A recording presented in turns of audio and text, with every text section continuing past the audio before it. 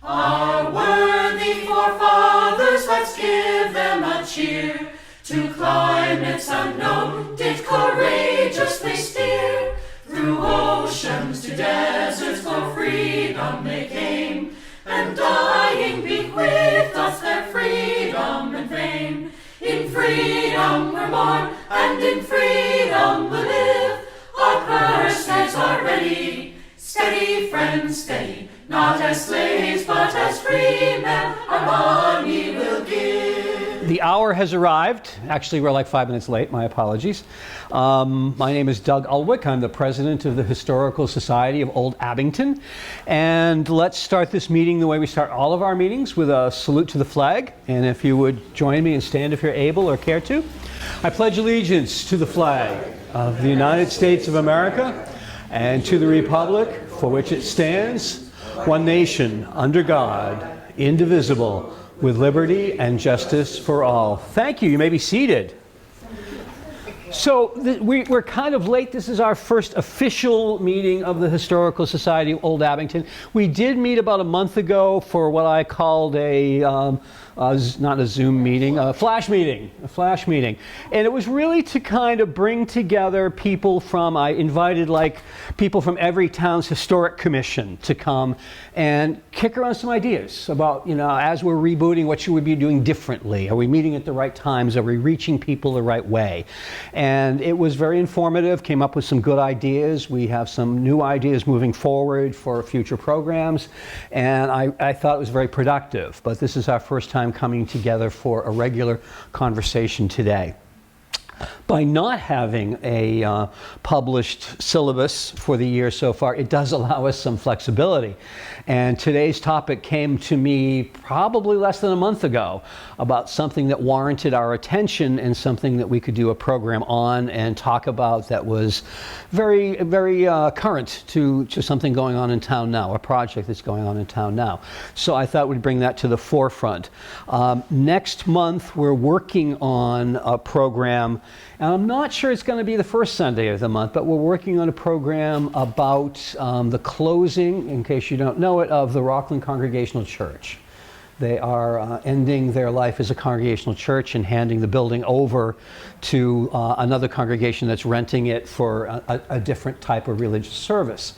And it's part of a bigger conversation about churches closing, because not that long ago, we featured the closing of the Lutheran church here in town, the Joy in Christ, originally founded as St. Mark's. And Jeff Stone and someone came in and talked to us about that. And we actually ended up with a lot of their papers here at the Dyer. They were looking for a home for their papers, and we said, yeah, sure, bring them in.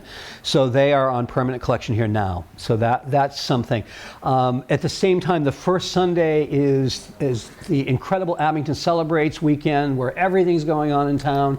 And it's also like the week after, I think, the final service at the church. So it's just a little raw to do it right then and there. So I think we're going to go for perhaps the second Sunday in December for that. I forget the date, the 11th, is that right? But anyway, so we'll put that out in postcards. We'll put that out on email lists. We'll put it out on our Facebook page. So stay tuned for more about that one. Also, we're going to be announcing our competition, I guess you could call it.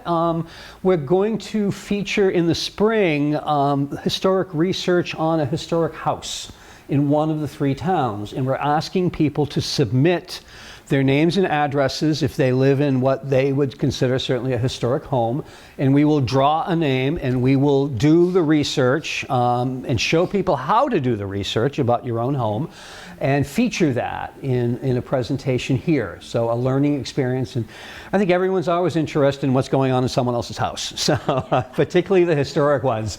So this is going to take advantage. We'll do that every year. It will become a regular feature.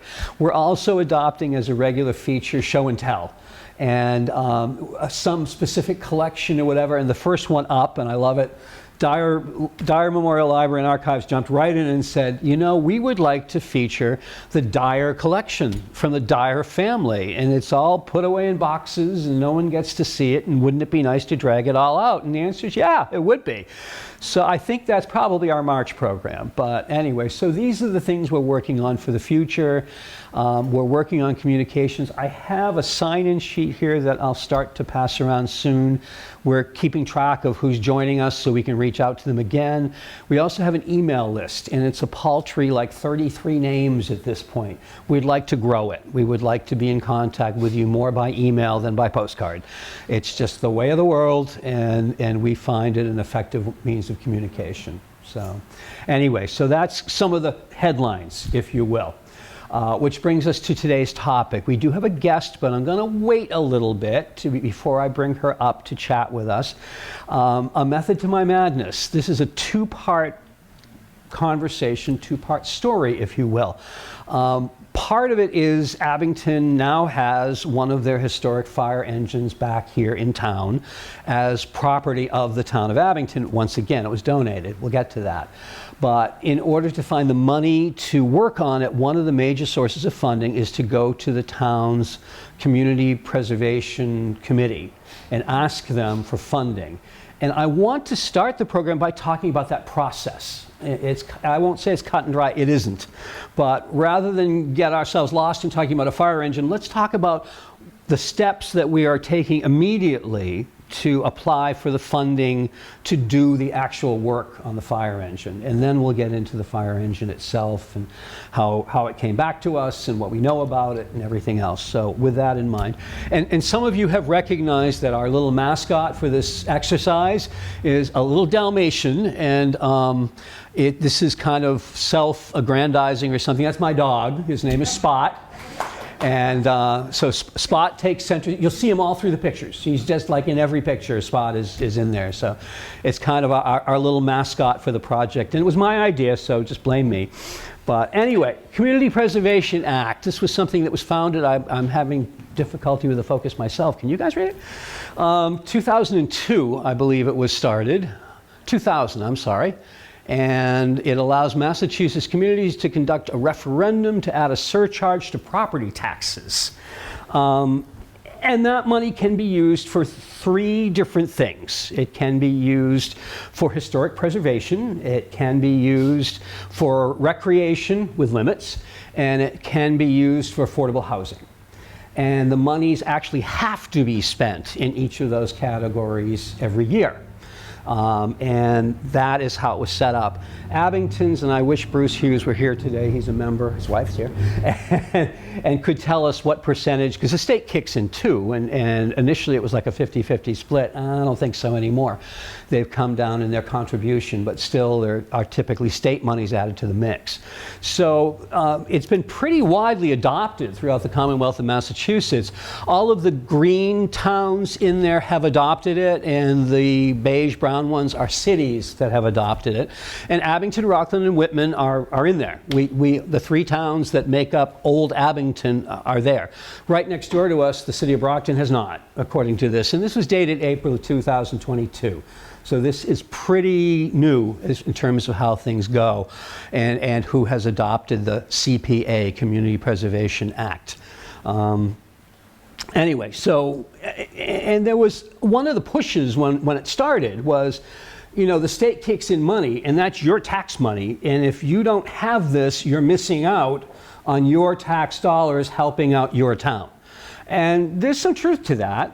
Again, the numbers have dropped in terms of what, but if you don't have the Community Preservation Act and the Commission, there's no state dollars being added in. And again, the state dollars are your tax dollars. So that was one of the selling points for doing it. Now, this is an overview of the process. Overly simplified, this is taken straight from the Town of Abington's webpage, the application guide. First of all, general criteria, decision guidelines. They tell you, decide which category your project fits in, and they give you the guidelines for it.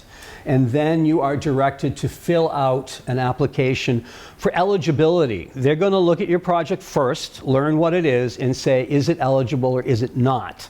And highlight to where we're going with the story, the fire engine was actually put in last year and it was rejected.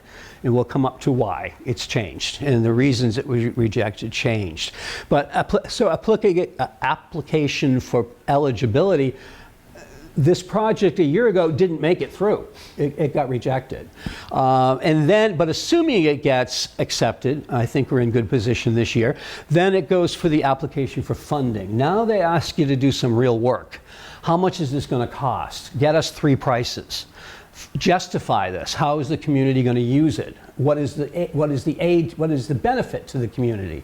How do you see this fitting into the life of the community? Tell us why we should do this. Because then the committee has to decide, are we doing this? Are we giving them the money? How much money are we giving them? All of that comes down to the committee. We'll see the committee in a minute. And there's a couple of steps missing here before it gets to project status report. Once the committee makes their recommendations, it goes to annual town meeting.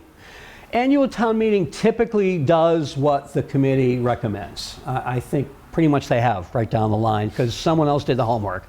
And the money's there to be spent. So it's not extra on their taxes. It's already built in.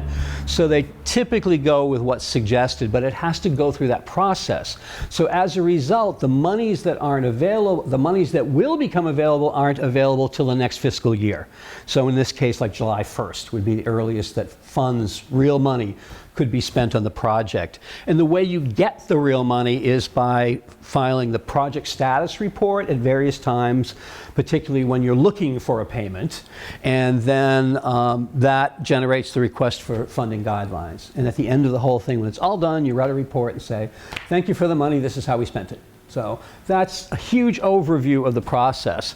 Our current committee, this is again taken from the website. I'm not sure it's up to date, but it has... Bruce isn't the chair anymore. Pardon me? Bruce isn't the chair. Oh, see, okay. He's still on it. Do we know who the chair is, Kathy, at this point? He told me right about. Okay. See, website not up to date. But this gives you a sense, though. I mean, there are appointed members, but then there are members, since Recreation is part of it, there are a couple of members from Park and Rec. Since Historic is part of it, there's a member from the Town's Historic Commission. Since Affordable Housing is part of it, there's someone from the Affordable Housing Committee in town. Conservation, I think, is tying into Park and Rec as much as anything else. But they try in Abington, certainly, to get a good cross-section on the committee to represent the 3 different categories that things can be submitted and evaluated under. So we obviously are looking at the historic aspect of it there, and Joe Fan is on it. Now, historic preservation, the first time I read this, I said, geez, are we eligible? They talk more, they do say vessel, but they talk about structures and properties. And we're talking about a motor vehicle. You know, I mean, a historic motor vehicle. But nonetheless, yes, I mean, it has been determined that fire trucks indeed are. But again, these are the criteria that they look at before they give a thumbs up or thumbs down to funding a project like this. So it's not necessarily cut and dry. It becomes easier if there's not a lot of competition that year. And last time I spoke to some committee members, including the coordinator for it, Kelly Johnson is with the DPW. There were no other applications under historic, which bodes well for us in terms of submitting something. So that was interesting to hear.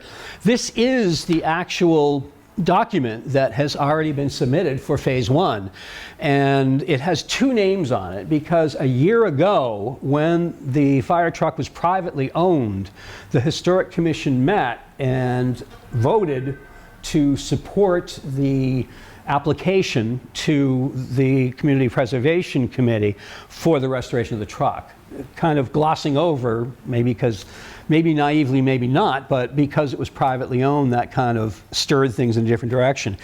But most recently, the Historical Society has been asked to get involved, and we are a little more active at this point and a little more in a position to jump when we need to.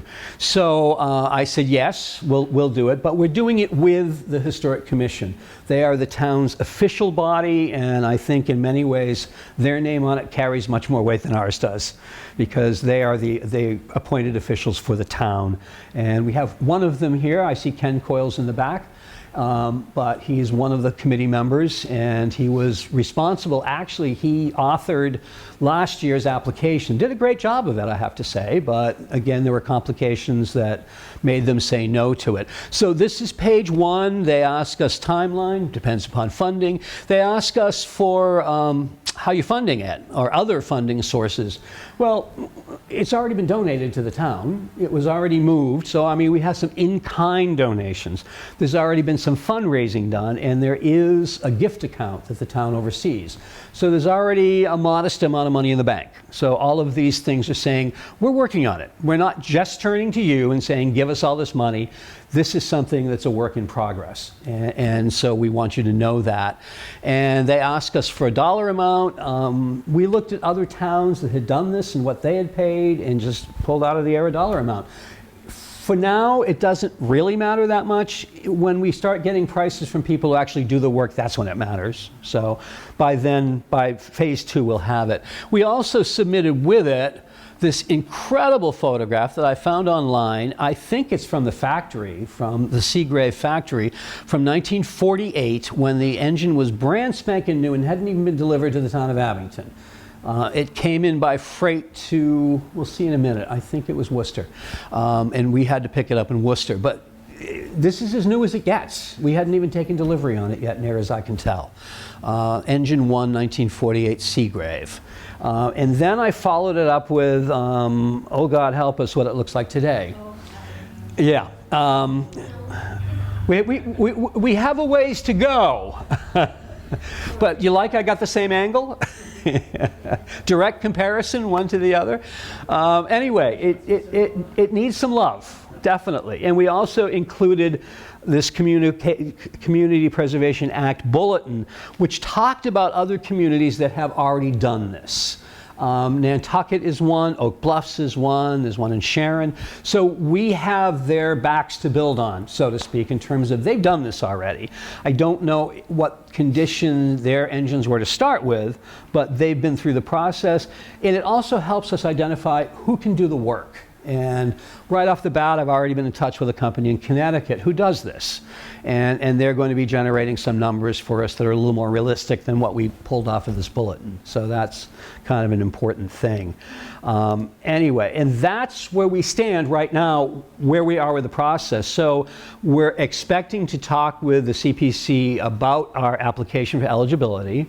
And assuming we get a green light on that, we'll move forward with generating some real budget numbers on what it should cost and find a way to come up with the money, see how much of it they will back. But as I said, there wasn't a lot of competition. There's no competition for it this year, last time I checked. I wanted to touch briefly on what happened last year.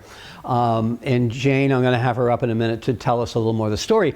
But a year ago, Roger Woods owned this machine. Roger Woods, he's a local real estate agent, a former selectman, and he owns the building at the corner of the entrance drive to the high school library and whatever, which used to be Burger Time, for those who remember that. That's going way back. But anyhow, Roger purchased it and had it brought down, I think, by Lynch Brothers Towing, and it sat in his yard, which was fine. It was here in Abington, but it was privately owned. And the notion of the town putting a huge amount of money into a vehicle that the town didn't own, the Community Preservation Committee said, yeah, no, we're not doing it. It makes sense. I get it.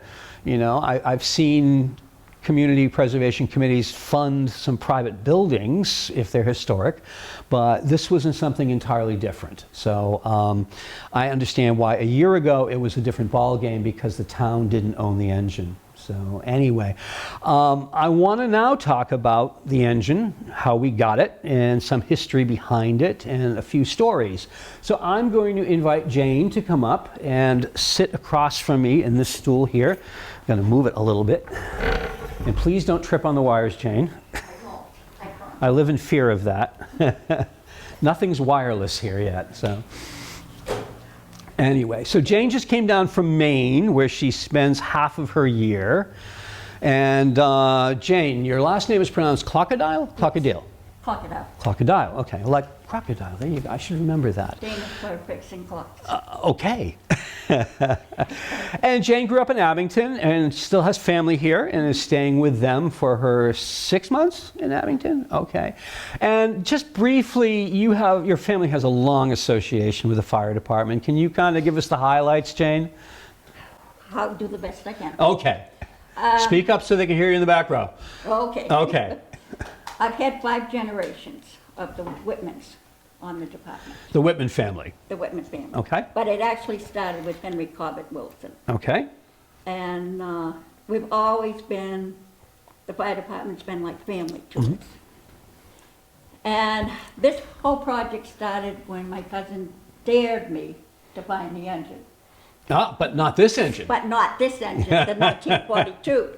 Strangely, Abington in the 1940s, now we're talking World War II, bought 2 brand new fire engines, a 1942 and a 1948. 1948. And this is the 48, and this is the 2 of them side by side. We've got the 42 in the foreground and the 48 in the background, and these are at the Brighton Street Station across, where the building's now torn down. I think the Baptist Church acquired it and tore it down to expand their parking lot. In the building behind, some of you might know, it's the Standish block. Bemis Drug started in there, and that burned many years ago. And the Winthrop block burned next to it. But anyway, so all the buildings you're seeing are gone, and we don't know where the 42 engine is, but the 48 is sitting out behind the town barn right now. So anyway, so that's a little visual to go along with the I wasn't looking for this engine. Right. I wasn't. But this is the one you found. How'd you Yes. find it? Well, I decided I was going to contact different people, the museums in southern Maine, New Hampshire, and asking them. Because Edaville, they had both engines down there. Ah, And they sold them. And I don't know where the 42 went, but Will Warnick bought the 48. And You there's know- pictures of it out in the back. where was he based? New Hampshire. Okay. So the engine moved from Edaville to New Hampshire. Right. Okay. But I did get a letter back from the Historical Society up there telling me to go on NH fire trucks on the website. Within 15 minutes, there it was. That's great. I had 2 people say, I know where it is. Well, I beat you on Google. I got the picture of it when it was brand new in about 5 minutes. Yep. But it's great that the resources are out there. It really is. Now, he actually used the truck, did he not? Oh, yeah. Okay, for musters and Musters, what, yeah. parades? And do we know why he stopped using the truck? He had to buy his wife an engagement ring. What a great story. And What a foolish purchase. But he's still married to her. Oh, maybe it wasn't foolish then. Okay. But he is now one of the directors at the Boston Fire Museum. And he's also a deputy chief up in New Hampshire. Cool. So, Now, you also had family that was affiliated. I've moved trucks, by the way. Does anyone know which truck this is? I found it in our archives in Ladder 1, Ladder 1, which came, it looks old. 1929. It is old, okay. Service Seagrave. Okay, and yet this was taken clearly in the 50s because the Baptist Church in the background has their addition on it, which was built, I want to say 57. That picture would be before 1960, Not much, but yeah, okay. because the first aerial ladder truck they got was 61. I don't know. Was that the Ford? 61 Seagrave. 61 Seagrave. Oh, okay. Another Seagrave. We seem to like those. I put it up there because I didn't know what it was. I knew someone in this room would. So it's a great picture of it, and also in front of Brighton. But anyway, I'm digressing here. Your family was involved with this specifically, and this one, by the way, we are seeing at the Dunbar Street Station, which used to be right over there, and the water department buildings in the background on Bank Street. We're seeing the 52 Ford, engine 3, and the 42 Seagrave again. This is from Gordon Bates's collection. 58 Ford. Is that right? Yeah. I'm sorry, I need my glasses. You're right. That's what it says. Anyway, so engine 2 got around Engine 1 seemed to have stayed a lot at Brighton Street. And the two stations, by the way, were twins, to the best of my knowledge. And neither one of them still standing, but they were probably built for horse-drawn engines and didn't necessarily fare quite as well with the engines for real. Anyway, and I keep interrupting. Your family's involvement in the different trucks in the department. Right. My father was connected with the 48. That was out of Center Station, right, Ron? Yeah. And these are his boots and his helmet that he wore. And there's an axe there, I think, could have been my grandfather's. It's old and heavy. They usually are.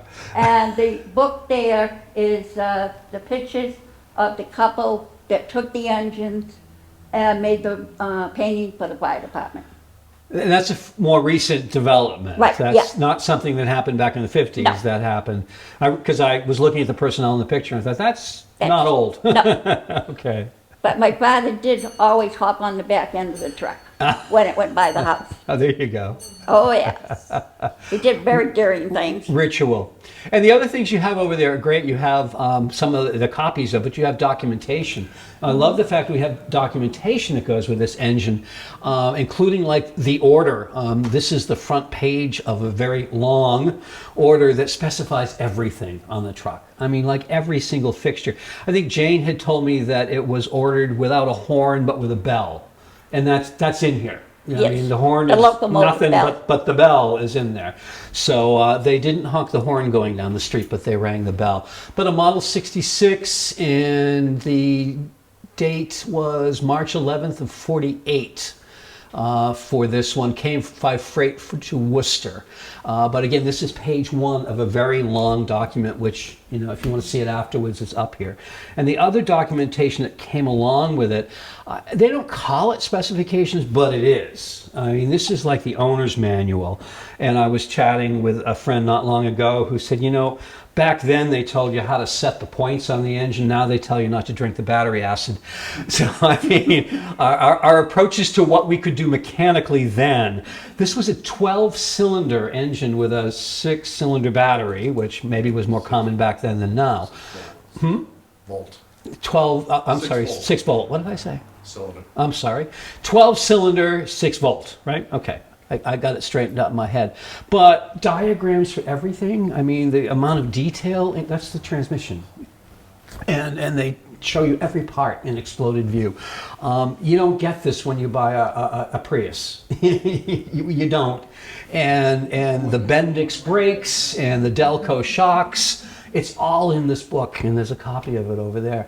I've got to believe that in bringing back this engine, this kind of documentation is just amazing to have, and we have it. So I was very excited when I saw this. I don't actually know who has the original, but we have it digitally now. I have a scan of it, and Jane has a hard copy over here at the same time. So anyway, so you found the guy who owned it, and it was in New Hampshire or Maine? It was in New Hampshire. Okay, and Ernie's garage was in the driveway next to Canopy Lake Road. okay. Milestones, landmarks. That's Excellent. right. Did you go see it first? No, I didn't. Okay, No, he went up and looked. okay. But he used to own it. Yes, He. Okay, we're talking about. Will. Okay. Yeah, he fine. owned it. Okay, And he and sold it to Ernie for the ring. it sat there after Ernie got it. Okay, and Ernie just let it sit there, not covered, not okay. So No. and that's when probably most of the damage occurred. So, Right. Okay, which is what we're faced with now. And what happened next? How did we get it? Well, Bucket did go up and look at Okay, it. Bunker is Roger, Roger Woods. Woods. We can't do abbreviations here because no one out there knows who that is. Sorry. But it's all right. He went up and looked at it and talked to Ernie, made an agreement. Okay. Came back and contacted Lynch's Towing Okay. in Brockton. And they finally went up and got it and brought it back. Was he surprised to find it in his yard? Yes, he was, because he didn't know it was coming. Right on Route 18. I saw it when I arrived and went, what? Where did that come from? But it was very close because shortly after that, Ernie had passed away. Oh my goodness. So they Okay. were selling the garage. Okay, so timing was everything. Okay. Anyway, so automatically, as we're looking at the project, we already have like 2 in-kind donations here. We have the actual purchase of the truck, which was made individually, and then certainly when it was realized that we couldn't fund a private vehicle, he turned it over and gifted it to the town. So there's one, and then Lynch is going up to bring it down here. I don't know if they were paid for it or whether they donated, but either way, the town didn't pay for that. So that's another in-kind donation in our column of, this is the money we're already spending, so we're not waiting, we're starting and spending now. And so it's kind of, you know, all assets in that column, and that's kind of cool. Lynch So did donate it. yes, They went up. okay, And so did that's great. Abby and Sunoco. To That's who tow towed it, it from the Okay. real estate office to the. because right now again, it's town property. It's on town property. It's behind the town barn. It's currently not covered, and the people I'm talking to in the restoration field say, get a tarp on it. You know, they don't want to see it shrink wrapped or anything, but get a tarp on it to stop water from getting into whatever. And so we'll probably do that sooner rather than later. It just seems like money well spent moving forward to protect it as best we can now from anything further. Anyway, and you know, a lot of it seems to, the door's missing here, it's there. It's just off. But it seems like a lot of the machine is there. It just kind of got parked at Ernie's and sat there. So we have it back now. Moving forward, Jane, I know you folks have already done some fundraising. Wasn't there something at... I've started it, but Okay. Ruth said to hold off until the meeting. Until we understand what the town's commitment to it is. That Right. makes sense. That makes sense by all means. And what else should we know about this engine? I mean, it wasn't the one you were looking for, but your No. family has an association with it. Yes, Okay. And so you're going to be following this, and I'm sure you're going to be active. Oh, yeah. Okay, okay. I've come this far, I'll keep on going. Excellent. That's great to hear. The other thing, and Jane was kind enough today to bring what I'll call artifacts here, her family's association with it. She also generated a bunch of posters about the fire truck and some major fires that it was used to fight. Those are set up in the back room. So when we head out there for refreshments afterwards, it gives you a little more leisure time to look them over and see what she's pulled together. It's very kind of her to expend that effort to tell us not just about the engine, but a lot of the fires that it was used to fight. And I know the Crossley block was there, North Abington, and I believe the Standish block was in there as well. And, I think so, And, yeah. So, I mean, there's a few that I knew about that happened. Anyway, and we decommissioned this machine, what year? 1980. 1980. That's well within my memory banks for it. So, so it has been away from us that long, and it went to Edaville at that point. Yes. Okay, so as we track the history of where it's been and where it's going. I've got pictures of it, both engines at at Edaville. Edaville. Nice. I just got to find the book. Oh, so it's not Outback? No. Some other time. Not yet. Some other time. Any questions from the audience at this point about what you're seeing? Marilyn? Was it donated to Edaville, or were there funds from Edaville that came back to the town? I assume they probably donated both of them. I haven't seen how we disposed of them, whether Edaville paid or donated, but I don't think they were expensive. Don? You know, once the project is finished, where are you going to put it? That's a good question. It's still a bit up in the air. Certainly it was the first question I asked, so we're of a mind here. I'm aware that Abington has been looking at creating a new central fire station. I had heard there were discussions of taking Station 2 and turning it into a bit of a fire museum. It's still up in the air, but I expect there will be an answer for it. Whether it's part of a new station. We were all gung-ho in doing one across from the new school, and then there were complications, as I understand it, with the land. Some of it the town could own, some of it was under the control of the school department, and they weren't willing to give it up. So that effort seems to have been gone. The last effort I heard was to put a new station next to the town barn on Central Street, and hey, the truck's already there. So I don't have a simple answer for you, but it needs to be part of the big picture. It absolutely does. We can't leave it outside. But we envision it being used for parades and special functions as well. I can just imagine it at the St. Patrick's Day parade, leading the parade. That would be fun. So anyway, yes, Bill. Does anyone have even a rough idea of what the cost is going to be? We put in for, I think, 170,000 after seeing that Nantucket had done theirs for, I don't know, 165 or something like that. I've only had one number, and it was from the firm in Connecticut. They're the only ones I've talked to. And they quoted me a number by email without only having seen the pictures. And I thought the number was scary, so I don't even want to really quote it until I get better numbers on it. But the number we're using now for the application based upon what Nantucket paid for theirs, which was highly publicized. And that included a $6,000 purchase of the machine for them, and we got it for free. What does that entail? Does that original from what, now? That's a good question, and I think honestly that can affect the price a lot. We're not after a functioning fire engine. I mean, we don't want it to pump water. We don't. No. But we want it to be solidly built. We want it to be able to ride on the road. We want it to look good. So some of it's cosmetic, some of it's mechanical. But in terms of a ground-up restoration where we could actually take it and go out and fight fires with it, no, we're not looking at that. That's excessive for our needs. That's a good price. 175 is, as I said, the Connecticut was quoting much, much higher. So we'll see where the other numbers come in. There's another company that we're aware of in Maine that did another one that we are aware of. So again, we're kind of building on the backs of those who have already done these and said, who did yours? Are you happy with it? Did they do it? How long did it take? Did they do a good job? Basically we're not turning to the company and saying, show us references. We're talking to the people who've already worked with them and said, you tell us your experience with them. And they seem willing to talk about it. But it's not going to be cheap no matter what. It's quite an undertaking, as you can see. But things worth doing, and it will become part of Abington's continuing history. I wish we hadn't let it go, but I'm sure it made sense at the time. But now that it's come back to us, we hope to do the right thing with it. But anyway, I have some firefighters here. Any particular remembrances of this machine? Were you glad to see it go? Before my time. Before your time. Was your father glad to see it go? And grandfather. Absolutely. There you Actually, my go. father installed the directionals on the fenders. It didn't have them? It didn't have. Okay, I didn't check the others. The siren, there was a Seagrave siren. The siren is missing. I did notice that. And a few other little accoutrements, but it's mostly there.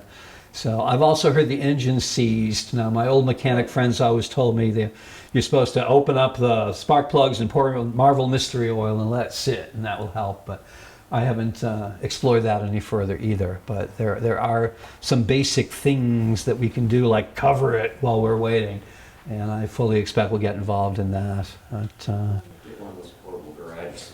yeah, I wondered about a portable garage. I looked into shrink wrapping and everyone said, no, it holds in too much moisture. That's a bad idea. So, but a portable garage, maybe, because the town doesn't seem to have an extra bay. So, which I understand. I mean, have to protect the equipment we use every day. So that makes sense. And it's big. It's 24 feet long, as I recall. I've seen the specs, which is as big as an entire residential garage we used to build 10 or 20 years ago. We've shrunk them a little bit, but so it's a large piece of equipment as well. And but we'll see what we can do with it. So that's where it came from. That's when the town got it. That's where it lived its life. That's the process that we're embarking upon to see about bringing it back to some sort of life where we can enjoy it again and pass it on to future generations, and that's kind of where we're at. But any other questions before I release you to refreshments? The name of the company in Connecticut, if you could say it. I could if I remembered it. It might actually be on the slide because someone mentioned it. Part of the state. One part's as good as the other to me.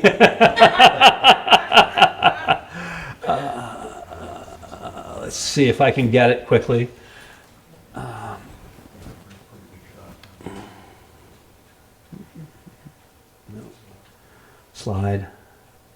Slideshow.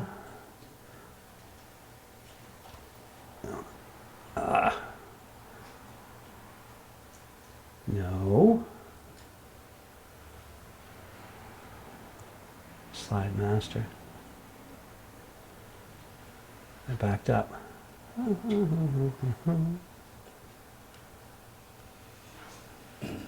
Here we go. Animations. I don't think it's going to let me do what I want to do.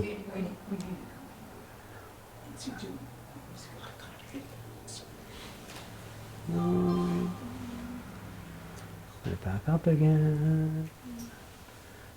PowerPoint. See, someone knows how to do this so much better than I do, and I'm just going to go to slideshow. Scroll down on that left-hand panel there where the scroll bar is. Yes, I'm about to go over to from beginning, but I don't know if I have to hold down a lock or something here. How about from beginning right there? There we go. Okay. And there was the article about there. Restoration of the fire engine completed by Firefly Restoration based in Hope, Maine. That's one of them. Here's the other one. Nantucket. Where are we here? Connecticut, Connecticut. Is it New England Fire Equipment and Apparatus? Restoration. That's all right. Yeah, I'm sorry I'm not finding it. I certainly did find it because I reached out to them. But that does sound like a familiar title, New England Firefighting Restoration. But Firefly is the one in Maine who I haven't talked to yet. Anyway, but the information is available. And we have reached out to them already. I can probably, let's see if I can find it in my emails, because they did email it to me. So I'll talk to you later. And let you know which one. And if you have any other names, that's the other thing. If you know other companies who are doing it, we want to know, because we need at least 3 solid prices. So anyhow, I think we have everything ready in the back room for some refreshments. We have Jane's poster she has set up, talking more about Abington fires and the equipment and the people who ran the equipment. And so I invite you to join us in the back room for that. And I'll be out there as well. We have all sorts of refreshments for you today. Coffee, tea, cider, and pumpkin bread, and go eat. Oh, one exercise I always do before you go. If you're a member of the Historical Society, please raise your hand. And if you see someone around you without their hand raised, say hi to them. Thank you all, and thank you, Paul Watson, for being our camera guy today.